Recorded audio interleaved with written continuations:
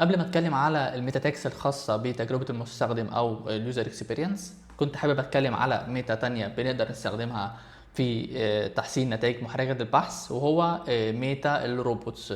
طب ليه بنستخدم ميتا الروبوتس، او بيسمح لنا ان احنا نعمل ايه؟ بيسمح لنا ان احنا نعرف محرك البحث، مثال بسيط جوجل، ان موقعنا جاهز للارشفه او انا عايز اخليه يتارشف ولا لا. طب يعني ايه كلمه ارشفه مثلا، او ان انا احط موقعي في الارشيف؟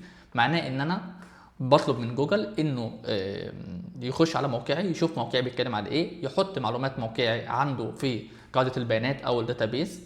بالتالي لما يوزر او اي مستخدم لجوجل يخش يكتب، انا مثلا مثال بسيط، انا مبرمج حابب اعمل بلوج اشرح فيها مقالات عن البرمجه وكل حاجه، فبالتالي لما بعملها وبخبر جوجل او بقول لجوجل حطني في الارشيف، مثال بسيط، اي حد بعد كده بيجي يتكلم، مثلا انا دلوقتي بشرح HTML، هو دخل على جوجل ويكتب ان هو عايز يتعلم HTML، جوجل عارف ان موقعي بيتكلم عن HTML، فبالتالي جوجل يظهر له موقعي والشخص يقدر يتصفح موقعي.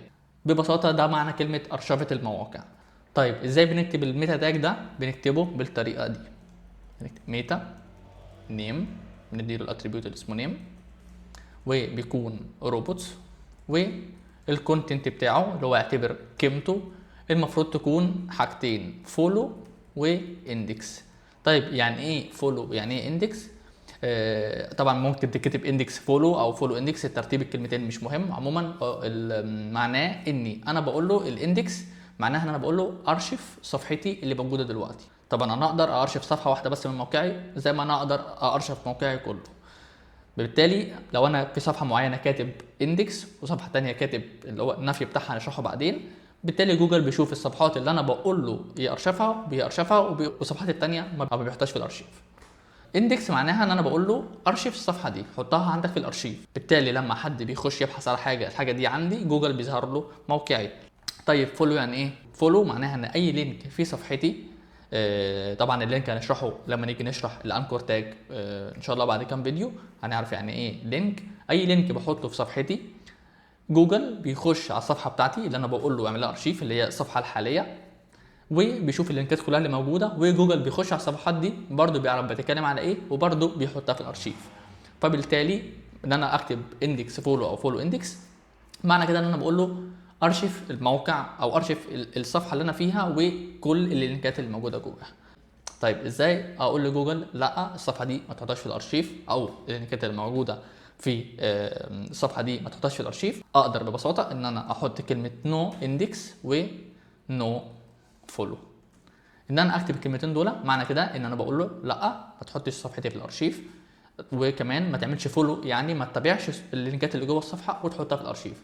ليه انا ممكن اعمل حاجه زي كده؟ انا ممكن اعمل حاجه زي كده لو انا لسه موقعي في صيانه، او لسه موقعي مش جاهز ان انا احطه في جوجل. بالتالي بقول له جوجل لا لسه موقعي مش جاهز وما تحطوش في الارشيف. طبعا لو احنا ما كتبناش اصلا تاج الروبوت، هو كافتراضي بيكون عنده الفولو والاندكس، بالتالي لو احنا ما كتبناش الميتا بتاع الروبوتس، فاحنا بنقول لجوجل خش على موقعي عادي، يعمل له خش على صفحتنا عادي يعمل لها ارشيف، ويخش على كل الصفحه اللي موجوده في صفحتنا ويعمل لها ارشيف. وبكده بقى احنا خلصنا معظم الميتا تاجز اللي بنستخدمها في تحسين نتائج محركه البحث. لو احنا استخدمنا الميتا تاجز دي بطريقه مظبوطه، موقعنا في اسرع وقت بيكون موجود في محركه البحث، طبعا زي جوجل اهم واحده، وبالتالي نكون ضمننا ان موقعنا يقدر يظهر للناس والناس تقدر تستخدمه، ويعتبر ده جزء كبير من نجاح موقعنا. وان شاء الله في الفيديو الجاي هتكلم عن ازاي ان احنا نحسن تجربه المستخدم، او ازاي نخلي اليوزر او المستخدم يستخدم موقعنا بطريقه سهله وافضل طريقه ان شاء الله. شكرا.